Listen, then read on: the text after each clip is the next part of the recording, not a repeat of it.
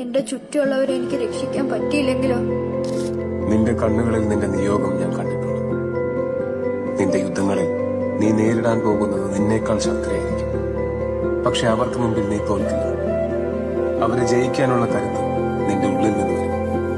കാരണം നിന്റെ ജയം ആഗ്രഹിക്കുന്ന കുറെ മനസ്സുകൾ ആ സമയം നിന്റെ ചുറ്റും